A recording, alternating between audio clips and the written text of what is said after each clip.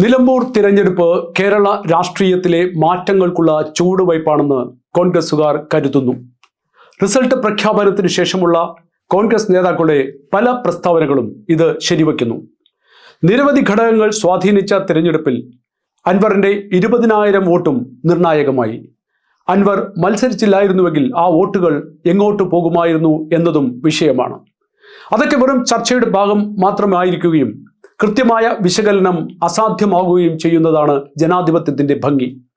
ഭാരതമാതാ വിവാദങ്ങളും തുടർന്ന് രാജ്ഭവനിൽ നിന്നും പൊതുവിദ്യാഭ്യാസ വകുപ്പ് മന്ത്രി വി ശിവൻകുട്ടി ഇക്കാരണത്താൽ വാക്കൌട്ട് നടത്തിയതും സ്വതവേ തന്നെ ഹിന്ദു വിരുദ്ധത ചാർത്തപ്പെട്ട സ്വരാജിന് എതിരായി എന്ന് വേണം കരുതാൻ. ഇത്തരം വിഷയങ്ങളെല്ലാം നടന്നത് ഓരോരോ സ്വാഭാവിക വിലയിരുത്തലുകൾ മാത്രമാണ്. അതുകൊണ്ട് തന്നെയാണ് ഒരു മണ്ഡലത്തിൽ ലഭിച്ച വിജയത്തിന്റെ അടിസ്ഥാനത്തിൽ കേരളം ഞങ്ങൾ എടുക്കുന്നുവെന്ന പ്രതിപക്ഷ നേതാവ് വി ഡി സതീശന്റെ വാക്കുകൾ എത്രമാത്രം പ്രായോഗികമാണ് എന്ന് സംശയിക്കപ്പെടുന്നത്. കഴിഞ്ഞ നിയമസഭാ തെരഞ്ഞെടുപ്പിൽ കോൺഗ്രസിന് പ്രതീക്ഷകൾ ഉണ്ടായിരുന്നതാണ്.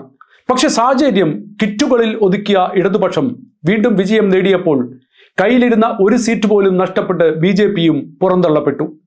19% വോട്ട് വിഹിതം എത്തിച്ചു എന്ന് ആ മുന്നണിക്ക് നേട്ടമാണെങ്കിൽ പോലും 140 നിയമസഭാ മണ്ഡലങ്ങളിൽ ഒരിടത്ത് പോലും ജയിക്കാതിരുന്നത് ഇലക്ഷൻ മാനേജ്മെന്റ് പിഴവ് തന്നെയാണെന്ന് നിസ്സംശയം പറയാം.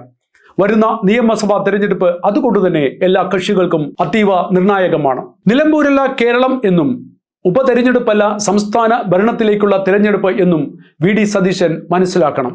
തള്ളിമറിക്കൽ പ്രകടനങ്ങളിലൂടെയും അഹങ്കാരം നിറഞ്ഞ പ്രതികരണങ്ങളിലൂടെയും ഭരണം പിടിക്കാനാണ് കോൺഗ്രസിന്റെ ശ്രമമെങ്കിൽ ആ ഓവർ കോൺഫിഡൻസ് കോൺഗ്രസിനെ പ്രതിപക്ഷ സ്ഥാനത്തു തന്നെ വീണ്ടും ഇരുത്തും എന്ന് ഏകദേശം ഉറപ്പാണ്. ശക്തമായ കേഡർ സംവിധാനമുള്ള പാർട്ടിയാണ് ഇപ്പോഴും ഇടതുപക്ഷം. നേതൃത്വത്തിന്റെ എല്ലാ ക്യാപ്സ്യൂളുകളും വെള്ളം തൊടാതെ വിഴുങ്ങുന്ന അണികളാണ് അവരുടെ ശക്തി.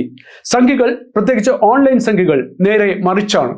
അവർ കടുത്ത സംശയാലുക്കളും നേതാക്കളെക്കുറിച്ച് ആരെങ്കിലും ആരോപണം ഉയർത്തിയാൽ അതിൽ പരിഭ്രാന്തരായി അതിനോടൊപ്പം ചേർന്ന് നേതൃത്വത്തെ അതിരൂക്ഷമായി വിമർശിക്കുന്നവരുമാണ്. ഈ രണ്ട് പാർട്ടിയിലും കാണുന്ന ഇത്തരം പ്രത്യേകതകൾ ജനാധിപത്യത്തിന് ഗുണകരമാണോ എന്ന് അണികൾ തന്നെ സൂക്ഷ്മമായി പരിശോധിക്കേണ്ടതാണ്. കാര്യത്തിലേക്ക് തിരിച്ചു വരുമ്പോൾ കോൺഗ്രസിന് ഭരണം കിട്ടിയില്ലെങ്കിൽ പാർട്ടിയുടെ, പ്രത്യേകിച്ച് വി ഡി സതീശന്റെ നിലനിൽപ്പ് പരുങ്ങലിലാകും. ഒരു പ്രതിപക്ഷം എന്ന നിലയിൽ കോൺഗ്രസ് വസ്തുനിഷ്ഠമായോ പ്രശ്നാധിഷ്ഠിതമായോ നടപ്പ് രാഷ്ട്രീയം കൈകാര്യം ചെയ്തിട്ടുണ്ടോ എന്നുള്ള ചോദ്യം ഉയരുന്നുണ്ട്.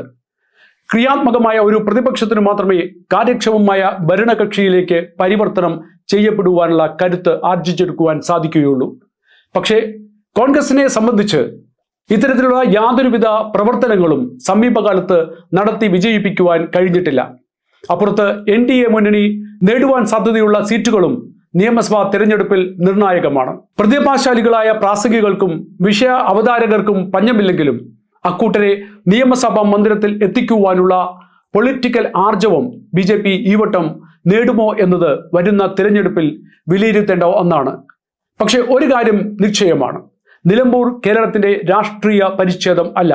അങ്ങനെ ആരെങ്കിലും കരുതുന്നുവെങ്കിൽ ആ കണക്കുകൂട്ടലുകൾ തെറ്റാണ് എന്ന് കേരളം അവർക്ക് പറഞ്ഞു കൊടുക്കും.